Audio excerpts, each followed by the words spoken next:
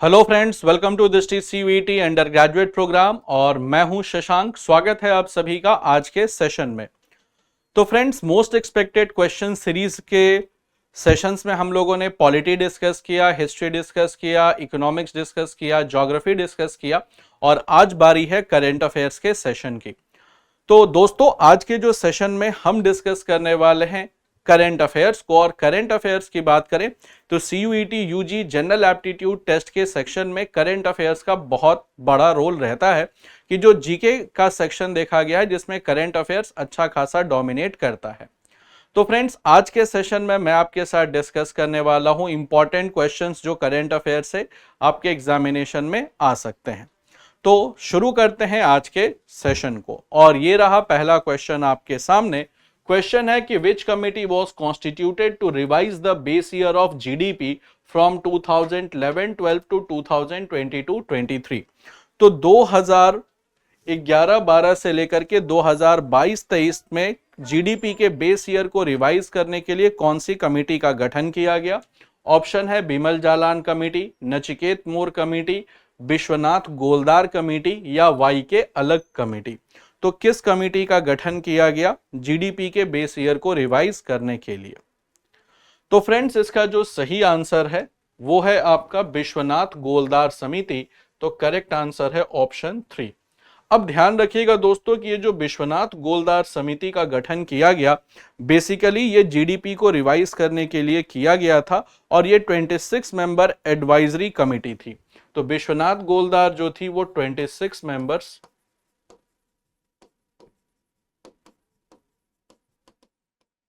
Advisory committee थी। तो ये 26 सदस्यीय एडवाइजरी कमेटी है विश्वनाथ गोलदार कमेटी, और इसको बनाया गया advisory committee on national accounts and statistics के द्वारा। तो इसका फॉर्मेशन हुआ advisory committee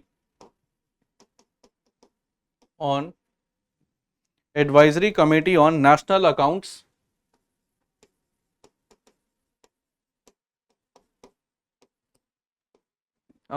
and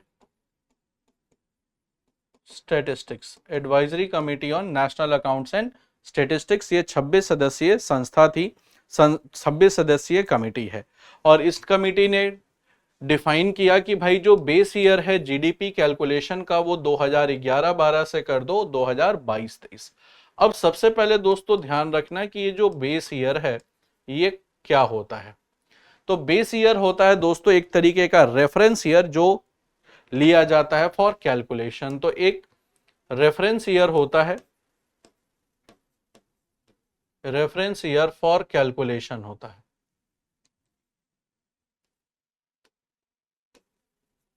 reference year for calculation जो होता है वो उसे कहते हैं बेस ईयर। और ध्यान रखिएगा दोस्तों कि किस ईयर को बेस ईयर के रूप में लिया जाता है। तो जिस साल मार्केट में लेस फ्लक्चुएशन होता है उस ईयर को लिया जाता है बेस ईयर में। So the year that shows less fluctuation in market, the year showing less fluctuation in market। तो जिस साल मार्केट में कम फ्लक्चुएशन होता है, फ्लक्चुएशन का मतलब होता है उतार चढ़ाव होता है, उसको लेते हैं बेस ईयर के रूप में। और ऐसा इसलिए किया जाता है ताकि आपका कैलकुलेशन सिंपल हो सके। और बेस ईयर लेने का जो पैरामीटर है कि जिस साल मार्केट में या बाजार में उतार चढ़ाव कम देखने को मिले। तो जिस साल बाजार में उतार चढ़ाव कम देखने को मिलता है तो उसी को कहते हैं आपका, उसी वजह से उसे बेस ईयर के रूप में लिया जाता है ताकि कैलकुलेशन हो सके सिंपल। और ध्यान रखना दोस्तों कि जीडीपी क्या होती है। तो जीडीपी बेसिकली आपका monetary value of all the final goods and services produced within political boundary of a country in a year. तो इन अ ईयर, तो इसी को कहते हैं आपका जीडीपी। तो ये बेसिकली मॉनेटरी वैल्यू होता है फाइनल गुड्स एंड सर्विसेज का, जिसको किसी भी देश के राजनीतिक सीमा के अंदर उत्पादित किया जाता है। तो करेक्ट आंसर है दोस्तों ऑप्शन जो है वो ऑप्शन 3 जो है विश्वनाथ गोलदार समिति। तो करेक्ट आंसर है ऑप्शन 3 विश्वनाथ गोलदार समिति। अब बात करते हैं अगले क्वेश्चन की तरफ। अगला क्वेश्चन है फ्रेंड्स कि jallikattu it is a traditional bull taming event which marks the beginning of Pongal festival. तो ये जो जल्लीकट्टू है ये किस स्टेट में खेला जाता है, which marks the beginning of the Pongal festival, जिससे पोंगल फेस्टिवल की शुरुआत की जाती है। तो ध्यान रखना दोस्तों कि ये जो जल्लीकट्टू है बेसिकली ये ट्रेडिशनली बुल टेमिंग फेस्टिवल है। तो बुल टेमिंग फेस्टिवल है तो जल्लीकट्टू होता कहां है, तो ये होता है तमिलनाडु में। तो जल्लीकट्टू होता है आपका तमिलनाडु में। तो ध्यान रखना कि जो जल्लीकट्टू है ये ट्रेडिशनली ये बुल टेमिंग इवेंट है।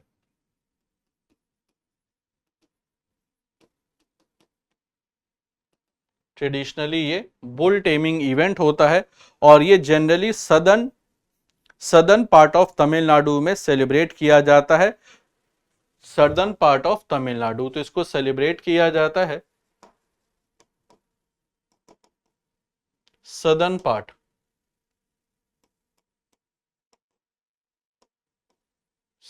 Part of Tamil Nadu. तमिलनाडु के सदर्न पार्ट में इसको सेलिब्रेट किया जाता है और ये 4 दिनों का जो पोंगल फेस्टिवल होता है उसके तीसरे दिन होता है। तो 4 डेज का जो थर्ड डे ये होता कब है, तो third day of 4 days Pongal festival. तो पोंगल फेस्टिवल दोस्तों आप सबको पता है कि 4 दिनों तक मनाया जाता है और उसके तीसरे दिन होता है जल्लीकट्टू। अब देखो जल्लीकट्टू में होता क्या है कि जो पार्टिसिपेंट्स होते हैं वो बुल को हम्प से, यानी जो बुल को है वो कुबर से पकड़ने की कोशिश करते हैं ताकि बुल को कंट्रोल किया जा सके। तो ये खेल थोड़ा सा रिस्की भी है। तो यहां जो इसके प्रतिभागी हैं जो पार्टिसिपेंट हैं वो सांड को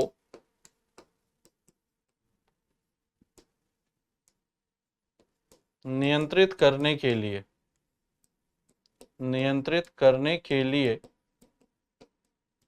कुबर से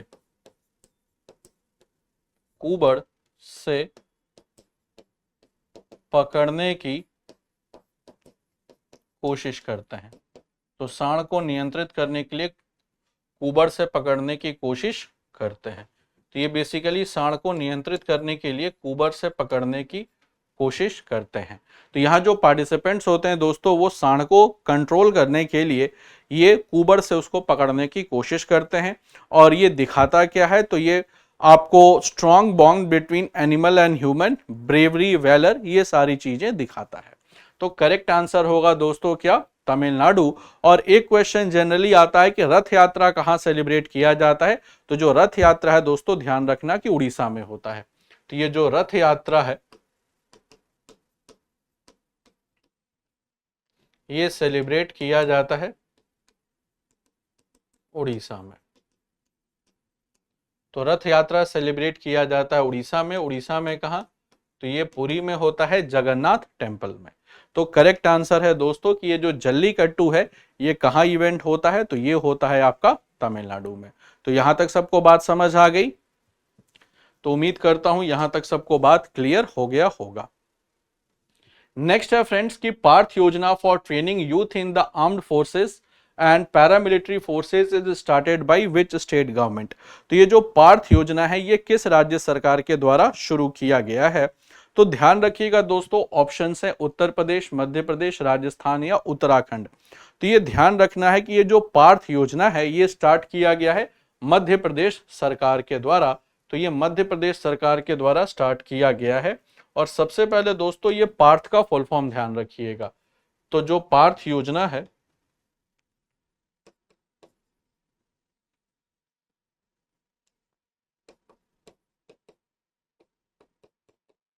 पार्थ का फुल फॉर्म क्या है?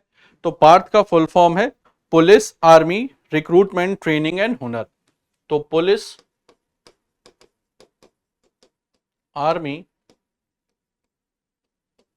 रिक्रूटमेंट ट्रेनिंग एंड हुनर, police army recruitment training and हुनर, ये इसका फुल फॉर्म है।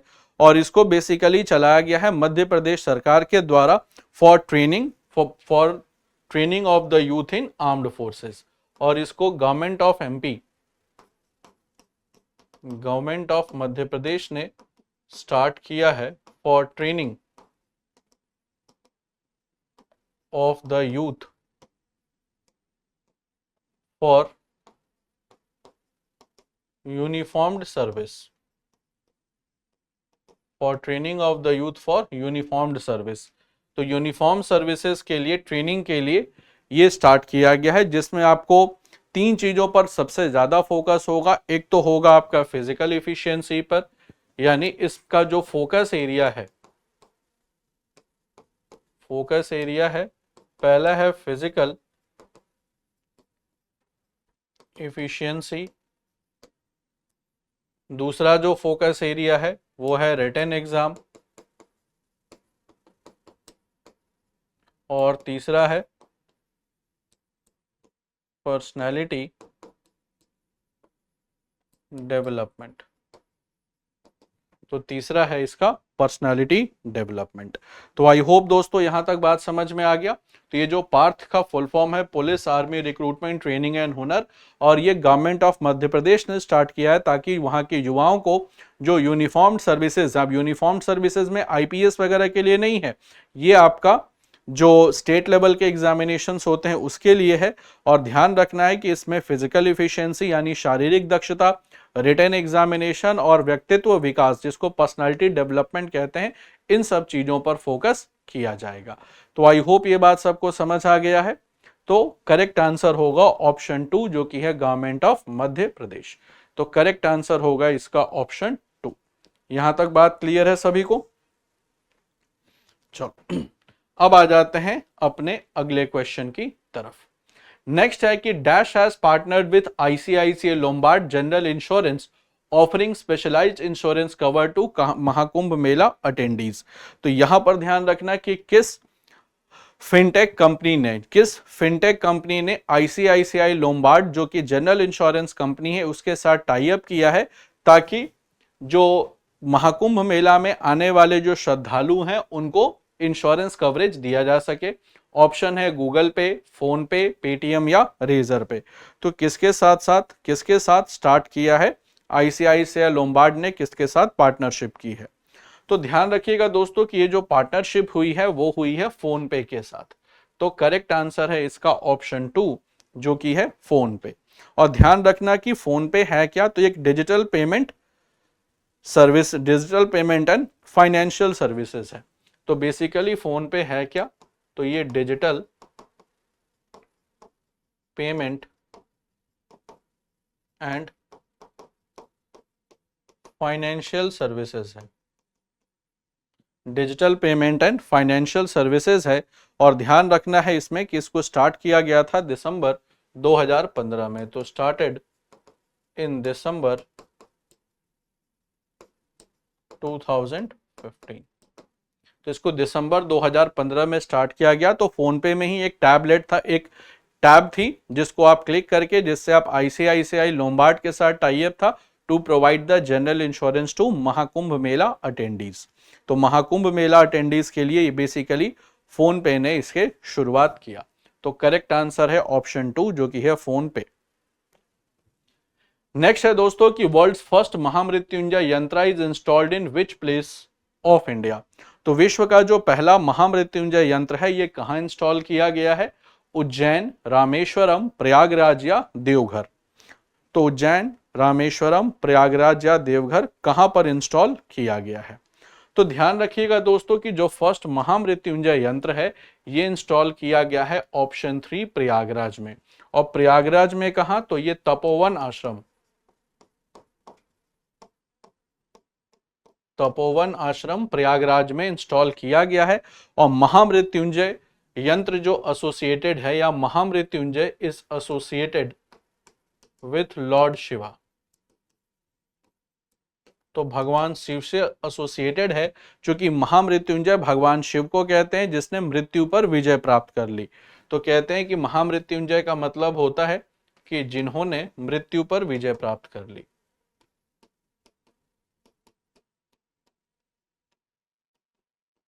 मृत्यु पर विजय प्राप्त की, इसी को महामृत्युंजय कहा जाता है। और ध्यान रखना है दोस्तों कि ये जो महामृत्युंजय यंत्र का जो डायमेंशन है, तो जो महामृत्युंजय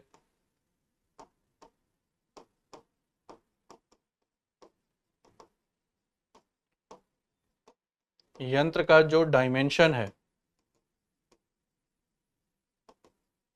वो है 52 फीट, 52 फीट है इन लेंथ, विड्थ और हाइट। तो ये 52 फीट इन लेंथ, विड्थ और हाइट है। और इसको बनाने में, यानी टू बिल्ड, जो 52 डेज का टाइम पीरियड लगा है, तो 52 डेज का इसमें टाइम पीरियड लगा है। और जो ओवरऑल कॉस्ट इसको लगा है बनाने में वो लगा है 4 करोड़। तो जो ओवरऑल कॉस्ट है, कॉस्ट लगा है वो लगा है 4 करोड़। तो बनाने में जो ओवरऑल कॉस्ट लगा है वो है आपका 4 करोड़ का। अब दोस्तों यहां पर एक बात ध्यान रखिएगा कि ये जो 52 का रेलेवेंस क्या है। कहते हैं दोस्तों कि महामृत्युंजय यंत्र में टोटल 52 लेटर्स हैं। तो कहा जाता है कि जो महामृत्युंजय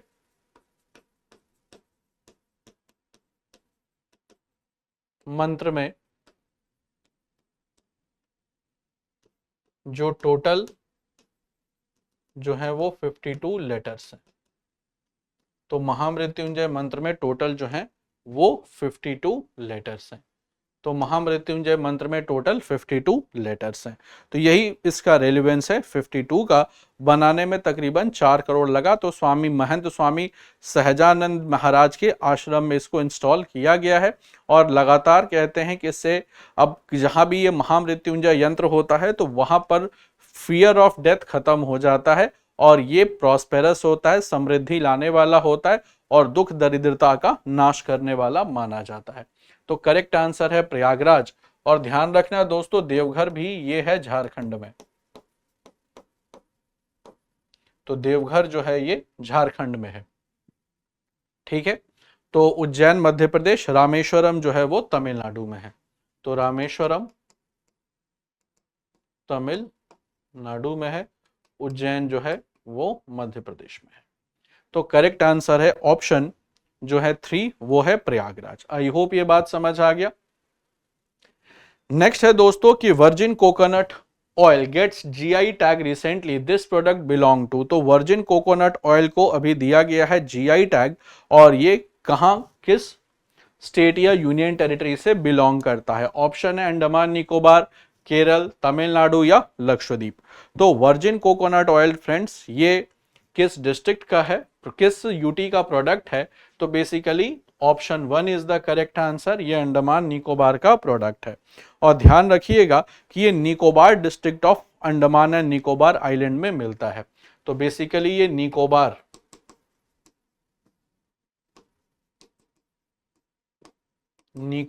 area of Andaman and Nicobar में आपको मिलेगा। तो ये Nicobar area of Andaman and Nicobar में मिलता है। और दोस्तों अगर बात करें जीआई टैग की, तो इसको ज्योग्राफिकल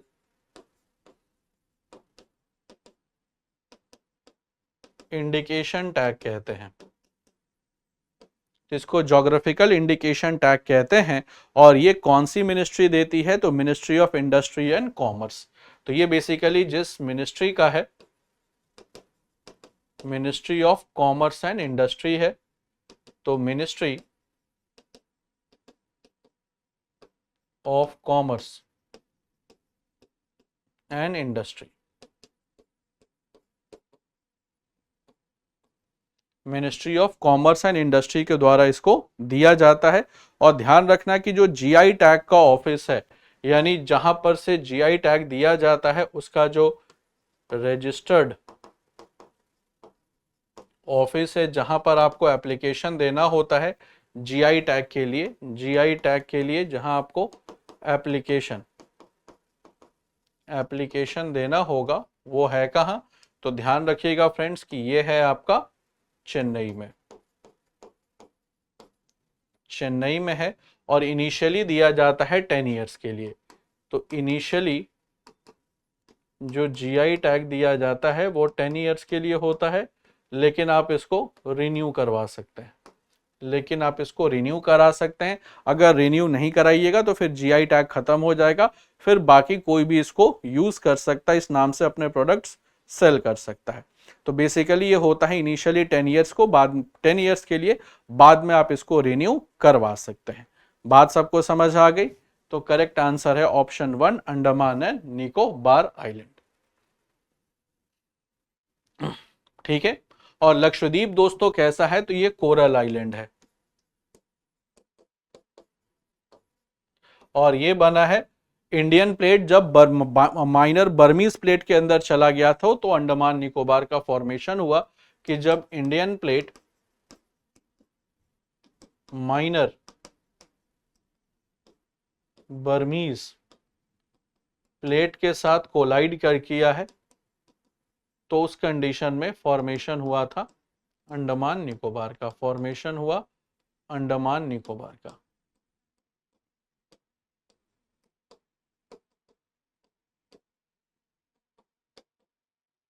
निकोबार आइलैंड का।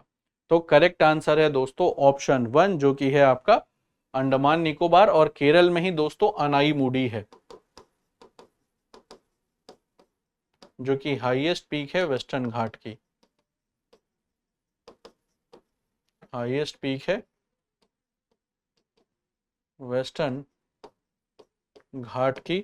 और तमिलनाडु जो है, यहाँ पर एक जगह है नीलगिरी, जहां पर ईस्टर्न एंड वेस्टर्न घाट मिलते हैं, और इसका हाईएस्ट पीक है डोडा बेटा।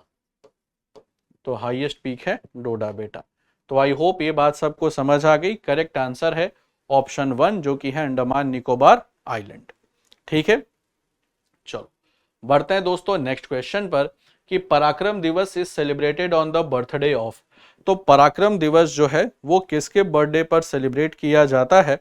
तो ध्यान रखिएगा कि पराक्रम दिवस ये मनाते कब हैं? तो ये मनाते हैं 23 जनवरी को। तो पराक्रम दिवस मनाया जाता है 23 जनवरी को। और 23 जनवरी को बर्थडे किसका है? तो बर्थडे है, वो है नेताजी सुभाष चंद्र बोस का। ये बेसिकली बर्थडे किसका है? तो बर्थडे है नेताजी सुभाष चंद्र बोस का। तो करेक्ट आंसर है सुभाष चंद्र बोस का बर्थडे है। और सुभाष चंद्र बोस जी का जो जन्म स्थान है वो है कटक। तो इनका जो बर्थ प्लेस है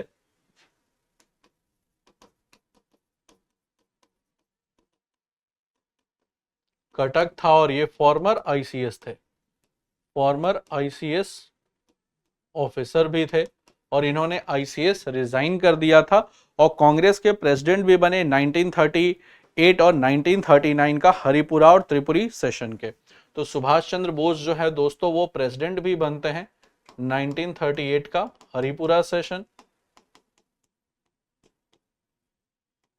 और 1939 का त्रिपुरी सेशन। अब ध्यान रखना कि त्रिपुरी सेशन में गांधी जी के डिफरेंसेस की वजह से इन्होंने बाद में रिजाइन कर दिया। तो ये 1939 में इन्होंने किया क्या कि इंडियन नेशनल कांग्रेस से कर दिया रिजाइन, और फिर अपनी अलग पॉलिटिकल पार्टी बनाई जिसको कहते हैं AIFB, all India forward block. तो इन्होंने अपनी नई पार्टी बनाई कांग्रेस से रिजाइन करके। अब ध्यान रखना कि जो सरदार पटेल है, तो इनको सरदार पटेल भी कहते हैं, सरदार पटेल का बर्थडे आता है 31 अक्टूबर को, 31 अक्टूबर को, और इस दिन मनाते हैं राष्ट्रीय एकता दिवस। तो नेशनल यूनिटी डे, तो ये मनाते हैं नेशनल यूनिटी डे। यहां तक सबको बात क्लियर है? और ये कौन सी मिनिस्ट्री मनाती है? तो ये मिनिस्ट्री जो इसके लिए रिस्पॉन्सिबल है तो वो है ministry of culture. Ministry of culture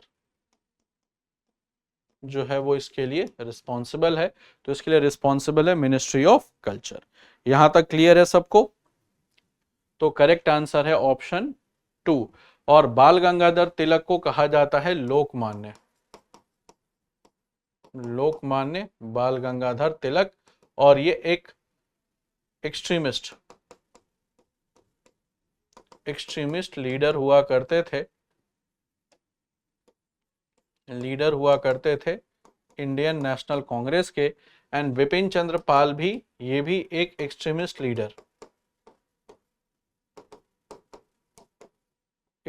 leader थे इंडियन नेशनल कांग्रेस के। हालांकि ये थे बंगाल से और ये थे महाराष्ट्र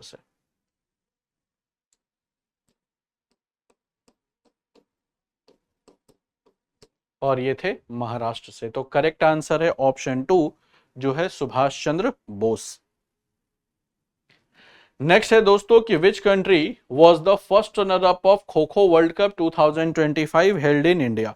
तो कौन सी कंट्री जो थी वो फर्स्ट रनर अप बनी kho kho world cup India की, जो इंडिया में हुआ? तो करेक्ट आंसर है दोस्तों इसका नेपाल। तो खो खो वर्ल्ड कप की जो फर्स्ट रनर अप कंट्री बनी वो बनी नेपाल, विनर जो था वो इंडिया था। तो विनर जो है इसका इंडिया, और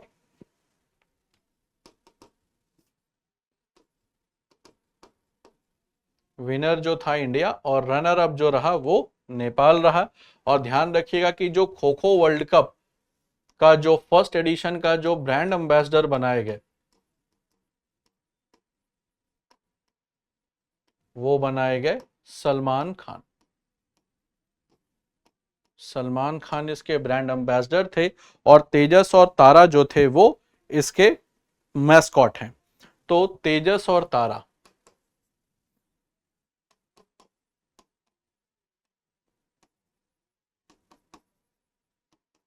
इसके मैस्कॉट हैं, यानी इसके शुभंकर हैं। तेजस और तारा इसके शुभंकर हैं। तो करेक्ट आंसर है दोस्तों ऑप्शन 2 जो कि है नेपाल। ठीक है, करेक्ट आंसर है नेपाल, इंडिया विनर था। नेक्स्ट है दोस्तों कि national voters day is celebrated on 20th January every year. This date marks the formation of. तो दोस्तों जो नेशनल वोटर्स डे, राष्ट्रीय मतदाता दिवस मनाया जाता है 25 जनवरी को हर साल, और ये किस चीज के का प्रतीक है? Formation of election commission, state election commission, election commission of India, when first chief election commissioner took charge, none of the above. तो नेशनल वोटर्स डे मनाया जाता है 25 जनवरी को, और ध्यान रखिएगा कि इस दिन हुआ था formation of election commission of India,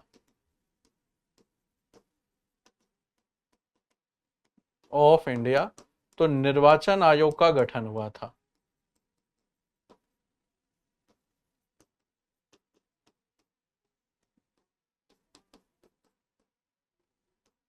निर्वाचन आयोग का गठन हुआ था, तो फॉर्मेशन हुआ था इलेक्शन कमीशन ऑफ इंडिया का। तो फॉर्मेशन हुआ इलेक्शन कमीशन ऑफ इंडिया का, निर्वाचन आयोग का गठन हुआ। ठीक है, और एक बात ध्यान रखना कि जो इलेक्शन है, इलेक्शन कमीशन ऑफ इंडिया है, ये है पार्ट 15 में, जो कि डिस्कस करता है इलेक्शन को। और इसका जो आर्टिकल है वो है 324 से लेकर के 329 तक। और टोटल ये 3 मेंबर बॉडी होती है। तो टोटल जो है वो ये 3 मेंबर बॉडी है, जिसमें एक तो होते हैं चीफ इलेक्शन कमिश्नर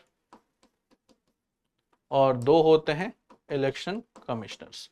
तो एक तो होते हैं चीफ इलेक्शन कमिश्नर, दो होते हैं इलेक्शन कमिश्नर, और ये लोकल बॉडीज का इलेक्शन छोड़ करके बाकी सारा इलेक्शन यही कराती है। तो इलेक्शन कमीशन ऑफ इंडिया जो चुनाव करवाती है किसका किसका, तो पहला हो गया प्रेसिडेंट प्लस वाइस प्रेसिडेंट,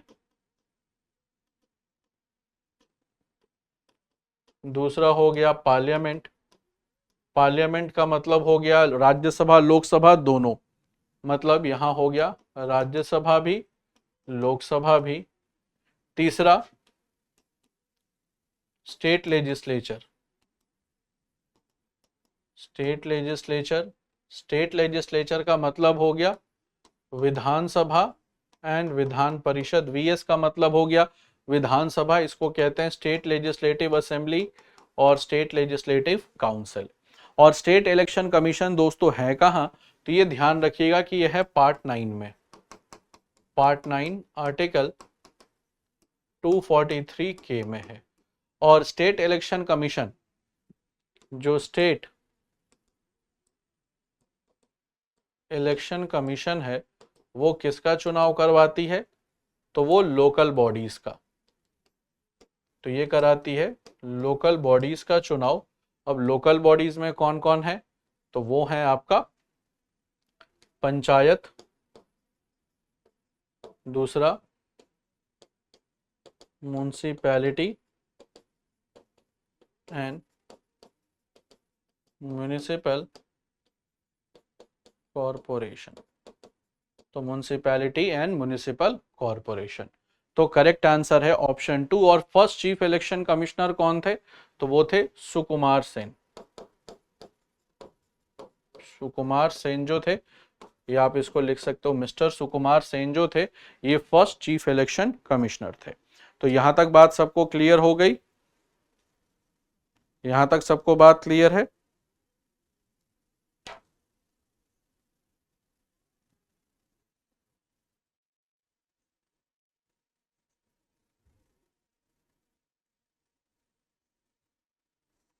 चलो उम्मीद करता हूं दोस्तों यहां तक आपको बात समझ में आ गया होगा। अब आ जाते हैं अपने नेक्स्ट क्वेश्चन की तरफ। नेक्स्ट क्वेश्चन है दोस्तों कि Tejas and Tara they are the mascot of, तो जो तेजस और तारा हैं बेसिकली ये किसके शुभंकर हैं। 38th national game kho kho world cup 2025, खेलो इंडिया यूथ गेम 2025 या नन ऑफ द अबव। तो दोस्तों ये जो तेजस और तारा हैं बेसिकली ये शुभंकर हैं, मैस्कॉट हैं खो खो वर्ल्ड कप 2025 के। तो खो खो वर्ल्ड कप 2025 के जो तेजस है वो ब्लू कलर का है और तारा जो है वो ऑरेंज कलर में है। तो जो तेजस है ये ब्लू कलर का है, ये मेन टीम को रिप्रेजेंट करता है, और जो तारा है ये orange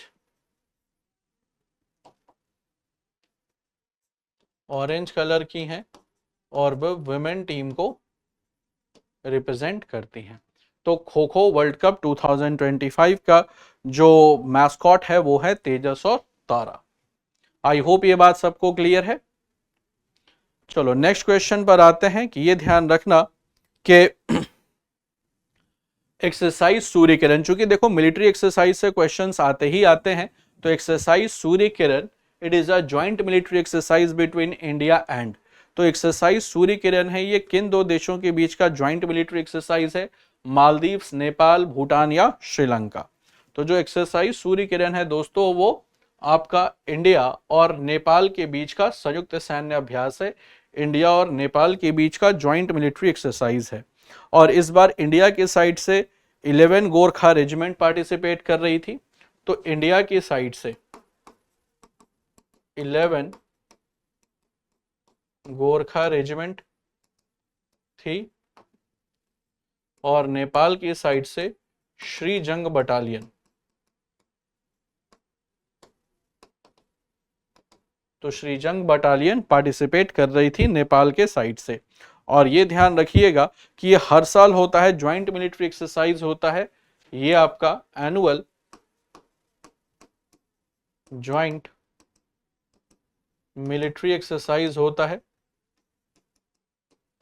alternatively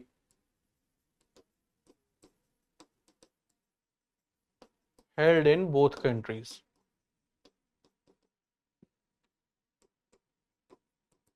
That is India alternatively held in both countries. और ये this time ये हुआ है नेपाल में। तो इस साल हुआ है नेपाल में, फिर अगले साल जब होगा वो होगा इंडिया में।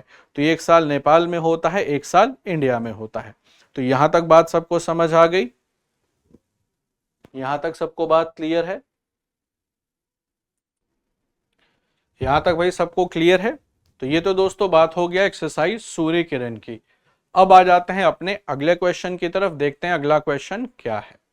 नेक्स्ट क्वेश्चन है दोस्तों हमारे साथ कि justice retired V Rama Subramanian is appointed as new chairman of. तो justice retired V Rama Subramanian is appointed as new chairman of CBDT, CBIC, NHRC या लोकपाल।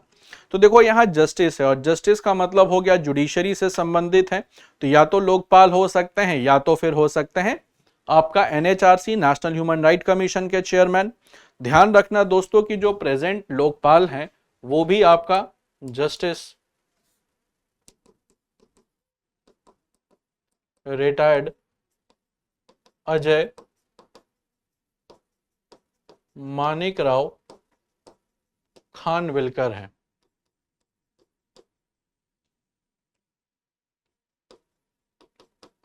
अजय मानिकराव खानविलकर हैं।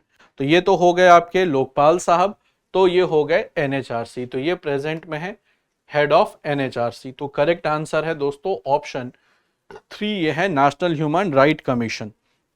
तो नेशनल ह्यूमन राइट कमीशन जो एक है स्टैट्यूटरी बॉडी, तो जो एनएचआरसी है वो है स्टैट्यूटरी बॉडी, और स्टैट्यूटरी बॉडी उस बॉडी को कहते हैं which is created by act of parliament. Parliament के एक्ट से जिस बॉडी का निर्माण होता है उसको कहते हैं स्टैट्यूटरी बॉडी। और इसके लिए जो एक्ट पास किया गया था वो था protection of human right act 1993। तो इसमें जो एक्ट पास किया गया वो था protection of human rights act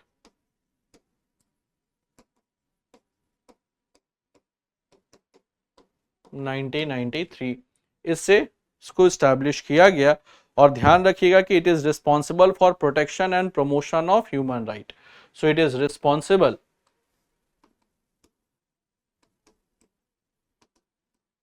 for protection and promotion of human rights. Protection and promotion of human rights. तो ये ध्यान रखना है कि ये आपका एनएचआरसी का है और इसका जो मोटो होता है वो है may all be happy, may all be happy. तो ये इसका मोटो है, मे ऑल बी हैप्पी, ये इसका मोटो है। तो करेक्ट आंसर है ऑप्शन 3 एनएचआरसी। ठीक है, नेक्स्ट अब दोस्तों आते हैं नेक्स्ट क्वेश्चन पर कि ISKCON dash collaborated to serve meal with Mahakumbh Mela.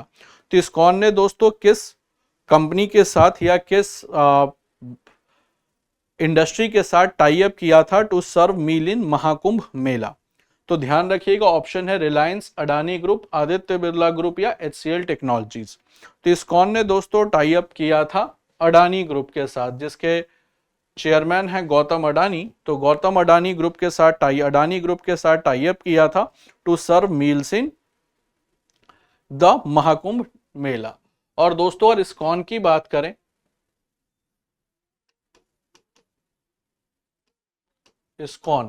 ISKCON basically Shri Krishna से संबंधित संस्था है और इसको स्टैब्लिश कब किया गया था? तो ध्यान रखिएगा कि इसको स्टैब्लिश किया गया था 1966 में। तो 1966 में, और इसका इनिशियल जो हेडक्वार्टर था वो था न्यूयॉर्क में,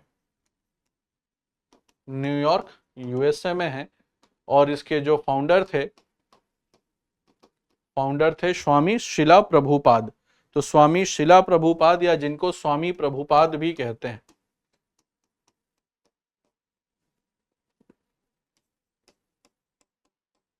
स्वामी प्रभुपाद कहते हैं, ये इसके फाउंडर थे। और जब इंडिया में दोस्तों शिफ्ट हुआ, जब ये इंडिया में शिफ्ट हुआ तो इसका जो हेडक्वार्टर है वो है मायापुर में। और ये है कहां? तो ये नदिया डिस्ट्रिक्ट में है, वेस्ट बंगाल। तो नदिया डिस्ट्रिक्ट वेस्ट बंगाल में इस्कॉन का अब हेडक्वार्टर है। तो करेक्ट आंसर है ऑप्शन 2 जो कि है अडानी ग्रुप। तो करेक्ट आंसर है दोस्तों ऑप्शन 2 अडानी ग्रुप। ओके, अब आते हैं फ्रेंड्स नेक्स्ट क्वेश्चन पर कि what is the name of India's first anti drone micro missile system. तो देखो ड्रोन से क्या जाता था कि जब कभी ड्रोन वगैरह उड़ रहा है तो उसके लिए बड़े मिसाइल्स फायर करने पड़ते थे, जिससे मिसाइल का भी वेस्टेज होता था कि बहुत बड़ा एरियल टारगेट है नहीं, छोटा मोटा एरियल टारगेट है, उसके लिए भी बड़ा मिसाइल फायर करना पड़ता था, तो इससे मिसाइल वेस्ट हो जाता था। तो अब क्या किया है कि गवर्नमेंट ऑफ इंडिया डीआरडीओ के साथ मिलकर के इंडिया का पहला entry drone micro missile system start किया, जिससे छोटा मोटा एरियल ऑब्जेक्ट्स को आराम से डिमोलिश किया जा सकता है, आराम से उसको खत्म किया जा सकता है।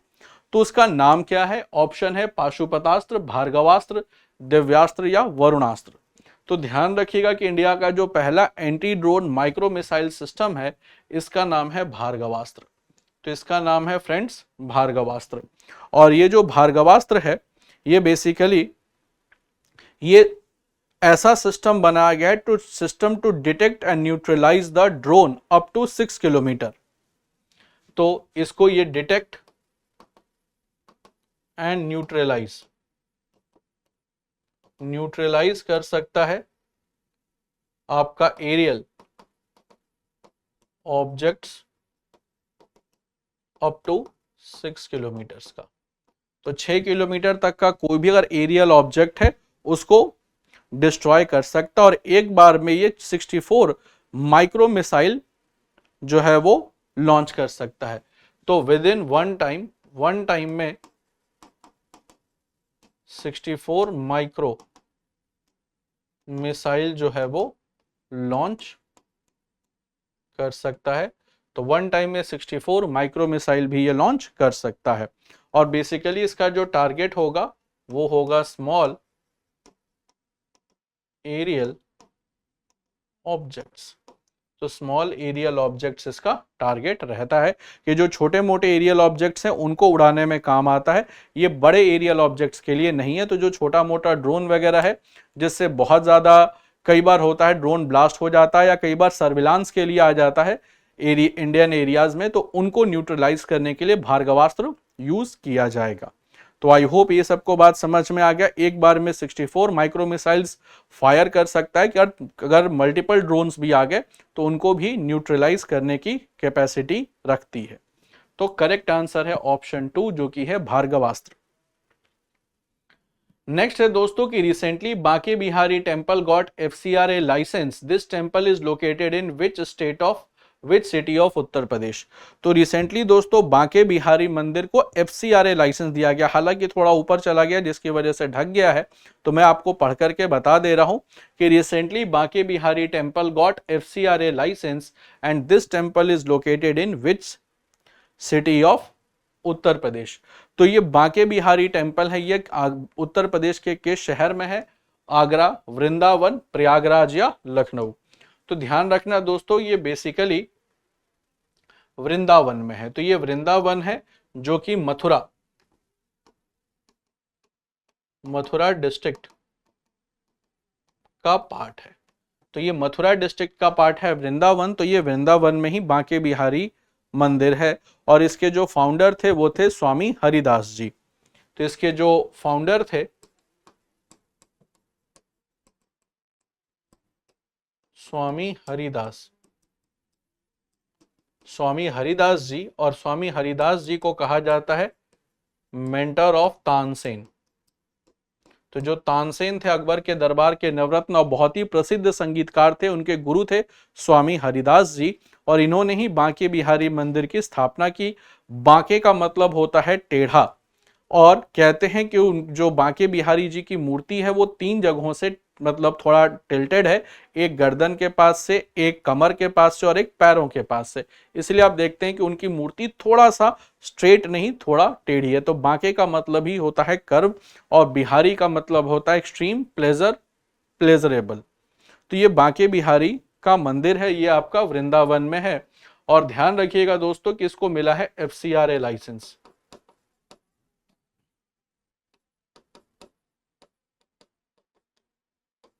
और कहते हैं FCRA का मतलब है फॉरेन कंट्रीब्यूशन रेगुलेशन एक्ट।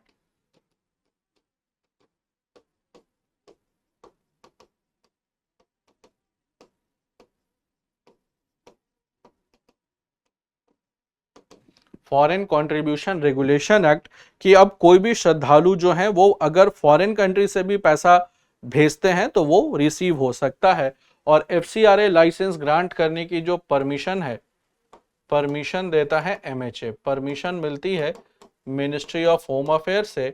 और इसके लिए जो अकाउंट ओपन होता है FCRA के लिए, वो होता है SBI का, जो मेन ब्रांच है दिल्ली में, मेन ब्रांच है पार्लियामेंट स्ट्रीट ब्रांच है दिल्ली में, वहां पर ही इसका अकाउंट ओपन होता है। तो वहां पर ही इसका अकाउंट ओपन होगा। और FCRA लाइसेंस मिल गया तो they can receive, they the temple can receive and utilise foreign funds.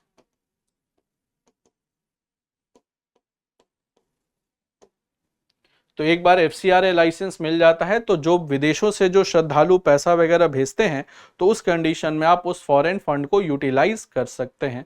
तो वो फॉरेन फंड जो है वो यूटिलाइज हो जाता है। यहां तक क्लियर है सबको?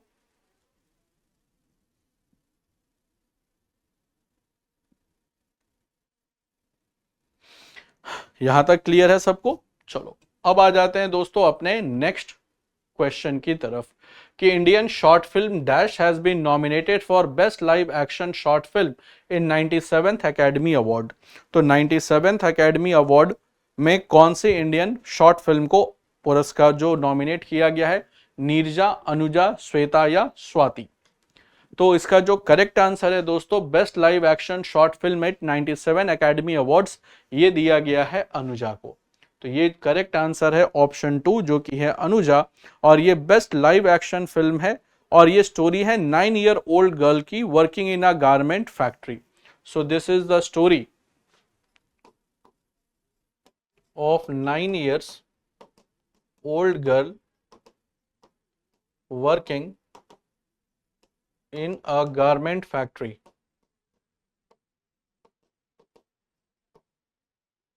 with her sister Palak, with her sister Palak. और बेसिकली यहाँ पर वो हार्डशिप्स दिखाए गए हैं कि एक बच्चा जब किसी गारमेंट फैक्ट्री में काम करता है तो इस मूवी में उसके हार्डशिप्स दिखाए गए हैं, एक्सप्लॉयटेशन दिखाया गया है कि कैसे बच्चों का एक्सप्लॉयटेशन किया जाता है, क्या क्या उनकी लाइफ में हार्डशिप्स आते हैं कि जब एक माइनर चाइल्ड अपनी छोटी बहन के साथ किसी कपड़े के कारखाने में काम करती है। और ये पूरी की पूरी कहानी जो है वो दिल्ली की कहानी है। तो ये पूरी की पूरी दिल्ली की कहानी है। तो यहां तक क्लियर है सबको? तो इस मूवी का नाम है अनुजा। तो करेक्ट आंसर है ऑप्शन 2।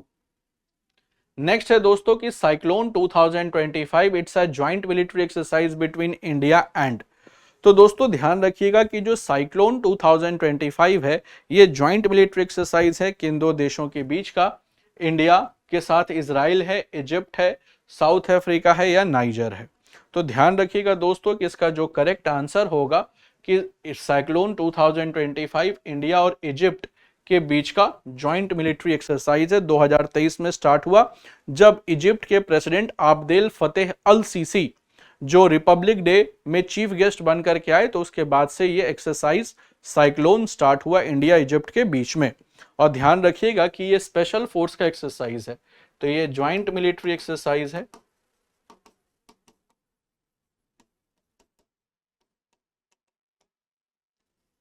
जिसमें स्पेशल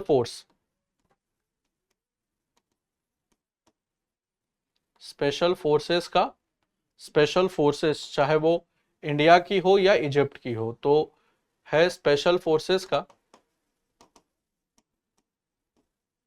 चाहे वो इंडिया हो, इंडिया प्लस इजिप्ट, इजिप्ट की स्पेशल फोर्सेस का ये एक्सरसाइज है। और ये दोस्तों ध्यान रखिएगा कि ये होता कहाँ है, तो ये होगा महाजन फील्ड फायरिंग रेंज में, और ये है कहां पर है, तो ये बीकानेर में है,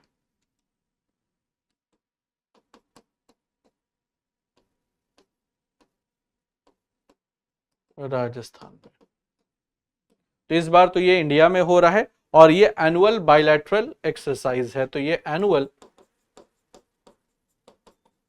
bilateral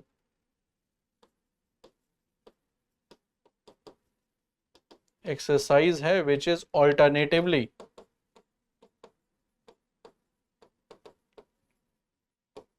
held between two countries. तो ये ऑल्टरनेटिवली होता है दोनों कंट्री के बीच में।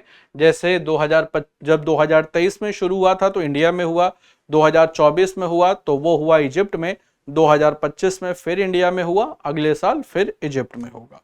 तो ये हर साल होता है। नेक्स्ट क्वेश्चन पर दोस्तों आते हैं कि Fort William in Kolkata is renamed as. तो फोर्ट विलियम जो कलकत्ता में है इसको रीनेम क्या किया गया है, सिंधु दुर्ग, कल्याण दुर्ग, विजय दुर्ग या कीर्ति दुर्ग। तो जो फोर्ट विलियम है दोस्तों ये किंग विलियम थर्ड के नाम पे रखा गया था, हुगली नदी पर बनाया गया है। तो ये बेसिकली इसका नाम बदलकर क्या किया गया, तो इसका नाम बदलकर किया गया है विजय दुर्ग। तो इसका नाम बदलकर किया गया है विजय दुर्ग। और ये जो फोर्ट विलियम है that is originally named after king William third. तो ये originally named after king William third, king William third के नाम पर इसको बनाया गया। और ध्यान रखिएगा कि ये 1696 में बनना शुरू हुआ और 1706 में कंप्लीट हो गया। तो इसका जो कंस्ट्रक्शन पीरियड था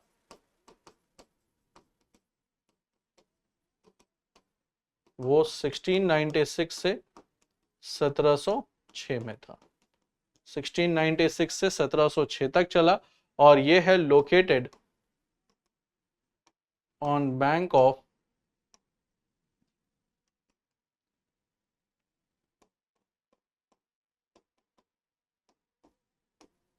हुगली रिवर। तो हुगली रिवर के बैंक पर ये लोकेटेड है, on the bank of river Hooghly. तो यहां तक सबको क्लियर है। तो इसका अब नाम बदलकर कर दिया गया विजय दुर्ग। और यहीं पर इंडियन आर्मी का जो ईस्टर्न कमांड है, ईस्टर्न कमांड है, इसका हेडक्वार्टर है। तो इंडियन आर्मी के ईस्टर्न कमांड का हेडक्वार्टर है फोर्ट विलियम में ही। तो ये कोलकाता में हेडक्वार्टर है और यहीं पर इसका हेडक्वार्टर भी है फोर्ट विलियम के अंदर में। तो करेक्ट आंसर है ऑप्शन 3 जो कि है विजय दुर्ग। नेक्स्ट है दोस्तों कि central zoo authority has approved the India's first white tiger breeding centre in Madhya Pradesh which district. तो ध्यान रखना कि जो सेंट्रल जू अथॉरिटी है इसने अप्रूव किया है कि इंडिया का पहला white tiger breeding centre Madhya Pradesh के किस जिले में, इंदौर, उज्जैन, रीवा या भोपाल। तो दोस्तों ध्यान रखिएगा कि ये जो first white tiger breeding centre है ये रीवा में एक जगह है गोविंदगढ़, वहां पर स्टार्ट हुआ है। तो रीवा डिस्ट्रिक्ट में एक प्लेस है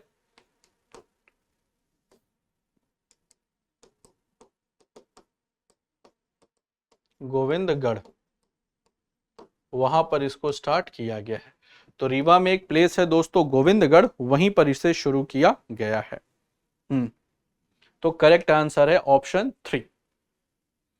नेक्स्ट है दोस्तों कि operation devil Hunt started in which country.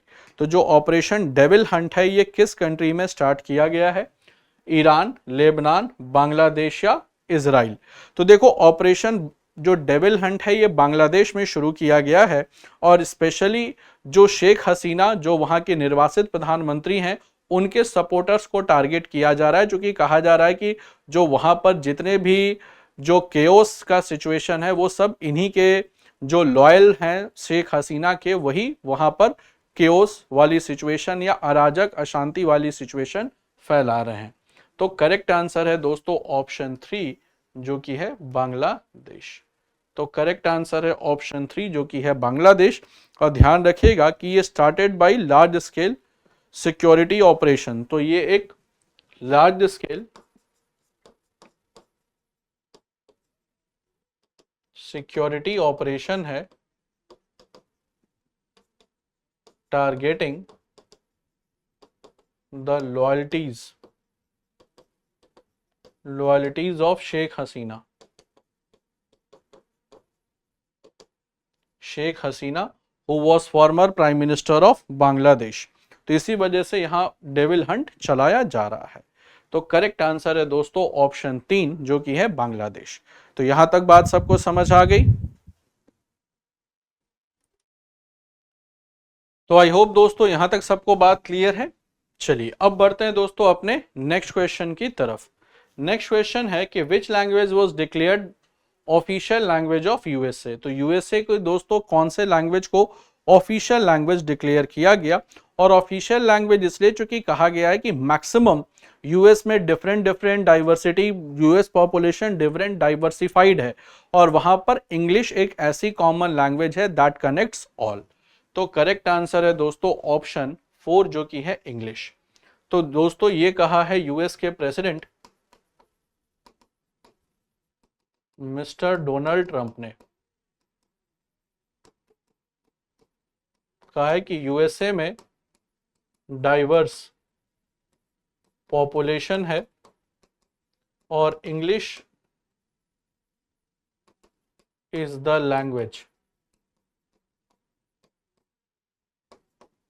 Language that connect this diverse population. तो इंग्लिश ही वो लैंग्वेज है जो कनेक्ट करती है इस डाइवर्स पॉपुलेशन को। तो करेक्ट आंसर है ऑप्शन 4 जो कि है इंग्लिश। तो करेक्ट आंसर है ऑप्शन 4 इंग्लिश। नेक्स्ट है कि in which state of India has maximum dolphin population. तो इंडिया के किस स्टेट में जो है वो मैक्सिमम डॉल्फिन पॉपुलेशन है।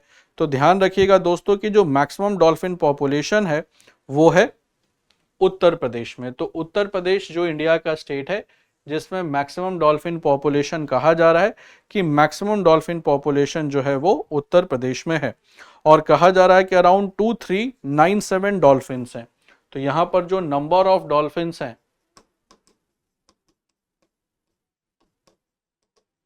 वो तकरीबन 2397 डॉल्फिन्स हैं। और बिहार की बात करें तो 2220। तो 2220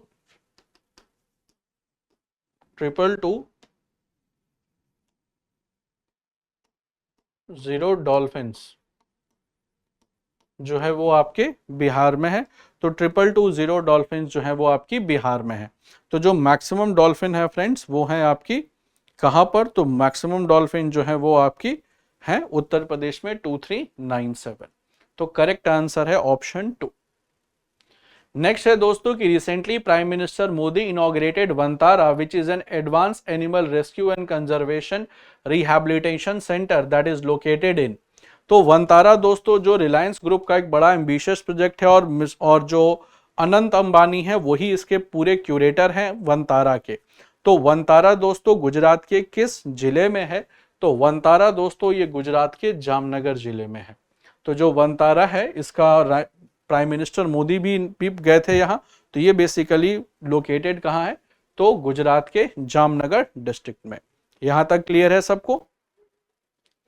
नेक्स्ट है दोस्तों कि Madhav national park is declared 58th tiger reserve in India and it is located इन। तो जो माधव नेशनल पार्क है इंडिया का 58वां टाइगर रिजर्व है। और ये ध्यान रखिएगा कि भाई किस जिले में है तो टाइगर स्टेट में है। तो टाइगर स्टेट कहां पर है। तो टाइगर स्टेट किसको कहा जाता है। तो टाइगर स्टेट कहा जाता है वो कहा जाता है आपका मध्य प्रदेश को। और ये मध्य प्रदेश के शिवपुरी जिले में है। तो यहां पर मध्य प्रदेश में है और मध्य प्रदेश का कौन सा डिस्ट्रिक्ट है तो ये है शिवपुरी।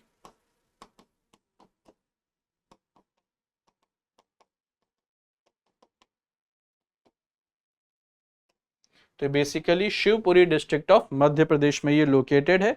तो मध्य प्रदेश के शिवपुरी जिले में है आपका माधव नेशनल पार्क।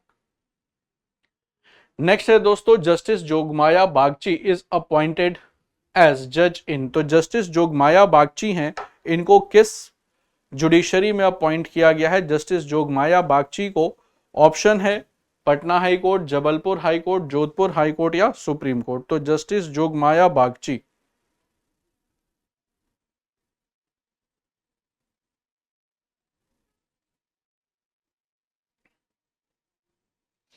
जस्टिस जो माल्या बागची, ये बेसिकली इनको अपॉइंट किया गया है सुप्रीम कोर्ट ऑफ इंडिया में। तो ये सुप्रीम कोर्ट ऑफ इंडिया में इनको अपॉइंट किया गया है। और ध्यान रखिएगा कि ये बेसिकली सुप्रीम कोर्ट में गए, और जो सुप्रीम कोर्ट की बात करें तो ये highest judiciary of India, highest judiciary of India.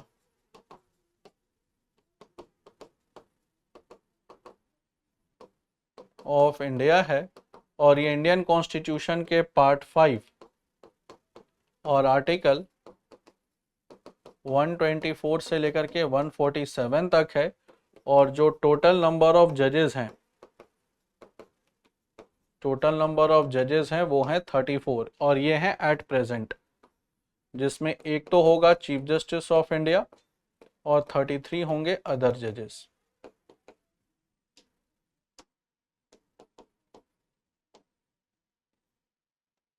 एक तो होंगे चीफ जस्टिस ऑफ इंडिया और 33 अदर जजेस। और ध्यान रखिएगा कि parliament has power to increase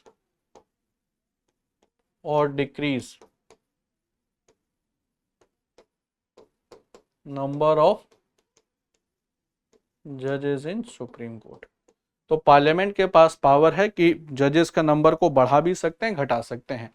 Jabalpur high court Madhya Pradesh, Jodhpur जो है वो आपका राजस्थान में है, कि ओरिजिनल इसका कोर्ट जो है वो राजस्थान में है, जबलपुर में ही मध्य प्रदेश का हाई कोर्ट है, इसलिए कई बार इसको जुडिशियल कैपिटल भी कहते हैं। हालांकि इसका जो डिवीजन बेंच है वो भोपाल में भी बैठता है।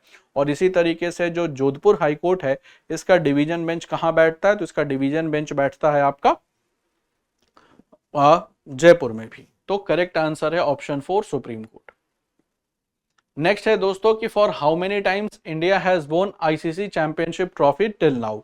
तो आईसीसी चैंपियनशिप ट्रॉफी इंडिया ने अभी तक कितनी बार जीती है? तो ध्यान रखिएगा दोस्तों कि आईसीसी चैंपियनशिप ट्रॉफी इंडिया ने अभी तक 3 बार जीती है। तो ये करेक्ट आंसर है ऑप्शन 2 जो है 3। एक बार सौरव गांगुली के साथ उन्होंने जीता, सौरव गांगुली की कैप्टेंसी में, जब इंडिया और श्रीलंका को विनर बनाया गया। दूसरी बार अंडर महेंद्र सिंह धोनी और तीसरी बार अंडर रोहित शर्मा। तो ये 3 बार आईसीसी चैंपियनशिप ट्रॉफी जीत चुकी है इंडिया। नेक्स्ट है दोस्तों कि एक्सरसाइज खंजर is a joint military exercise between India and.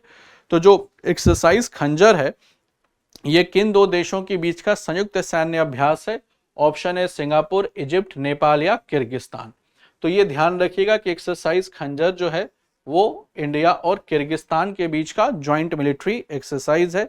तो इंडिया और किर्गिस्तान के बीच का ज्वाइंट मिलिट्री एक्सरसाइज है एक्सरसाइज खंजर। नेक्स्ट है दोस्तों कि Lachit Barphukan police academy it is established in which state. देखो लचित बारफुकन को जाना जाता है बैटल ऑफ सरायघाट के लिए 1671 में, और लचित बारफुकन जो थे वो आर्मी जनरल थे अहोम आर्मी के। तो बारफुकन का मतलब ही होता है जनरल, तो ये बेसिकली एसोसिएटेड थे अहोम आर्मी से। और इनकी जो सबसे फेमस लड़ाई है बैटल ऑफ सरायघाट, तो यहां पर कछवाहा राजा राम सिंह फर्स्ट को इन्होंने हराया था। तो ये फेमस है बैटल ऑफ सरायघाट जो हुआ 1671 एडी में, 1671 में। और यहां पर ध्यान रखिएगा कि यहां अहोम आर्मी डिफीटेड मुगल्स। तो अहोम आर्मी डिफीटेड मुगल्स।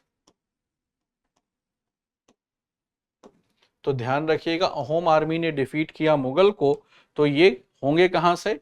तो बेसिकली असम। तो ध्यान रखिएगा, अहोम डायनेस्टी रूल कहाँ कर रही थी? तो ये रूल कर रही थी असम में। अहोम डायनेस्टी रूल कर रही थी असम में। तो करेक्ट आंसर है ऑप्शन 4 असम।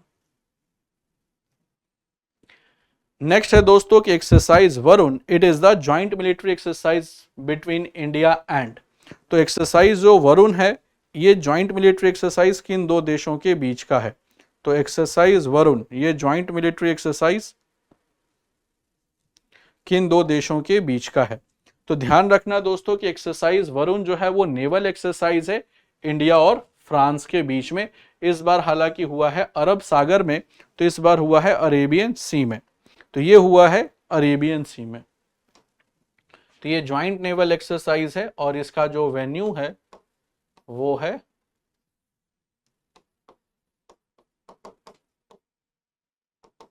अरेबियन सी, यानी अरब सागर में इसको स्टार्ट किया गया है। तो करेक्ट आंसर है ऑप्शन 4। नेक्स्ट है दोस्तों कि kabaddi 2025 world cup will be hosted by.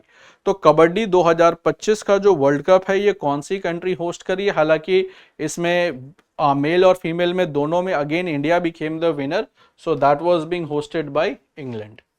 तो ये इंग्लैंड होस्ट कर रही है। हालांकि इसकी जो विनर है बोथ टीम्स में, मेल और फीमेल में, वो आपकी इंडिया है। तो बोथ टीम जो कि विनर है वो आपकी इंडिया है। तो चाहे वो मेल हो चाहे फीमेल हो, दोनों में India became the winner in kabaddi world cup. Next है दोस्तों कि mascot of Khelo India para games is Ujjwala. देखो खेलो इंडिया पैरा गेम्स हुआ था दिल्ली में और इसकी जो मैस्कॉट है वो उज्ज्वला है। और उज्ज्वला जो है वो क्या है? तो वो है एक स्पैरो, यानी एक गौरैया चिड़िया है, होम स्पैरो है और ये स्टेट बर्ड है, स्टेट बर्ड है बिहार की और दिल्ली की। और खेलो इंडिया पैरा गेम्स हुआ था न्यू दिल्ली में। और पैरा गेम्स जो होता है बेसिकली वो दिव्यांग एथलीट्स के लिए होता है, जो फिजिकली चैलेंज एथलीट्स होते हैं उनके लिए होता है पैरा गेम्स। तो करेक्ट आंसर है दोस्तों स्पैरो। तो फ्रेंड्स आज के इस सेशन में हम लोगों ने जो इंपॉर्टेंट करंट अफेयर्स बन सकते हैं for your upcoming CUET UG 2025 उसको हम लोगों ने प्रॉपरली डिस्कस कर लिया। और आई होप ये जो सेशन है ये आपके लिए काफ़ी फ्रूटफुल और इंफॉर्मेटिव भी रहा होगा।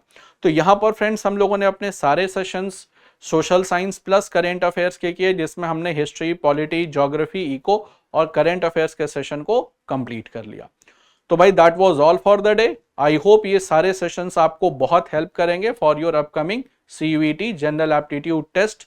और सभी एस्पिरेंट को best of luck from my side as well as from the side of whole दृष्टि CUET टीम की बस सारी चीजें आप तैयार हो चुकी है, बस अब अच्छे से रिवीजन करिए और एग्जामिनेशन बहुत ही धैर्यपूर्वक और बहुत ही आराम से लिखिए। कोई टेंशन लेने की जरूरत नहीं है, आपकी तैयारी अच्छी है, रिवीजन अच्छा है, तो बिल्कुल आपको आपका ड्रीम कॉलेज और ड्रीम कोर्स में एडमिशन मिलेगा। तो ऑल द बेस्ट एस्पिरेंट्स और मिलते हैं अपने एक नए वीडियो में।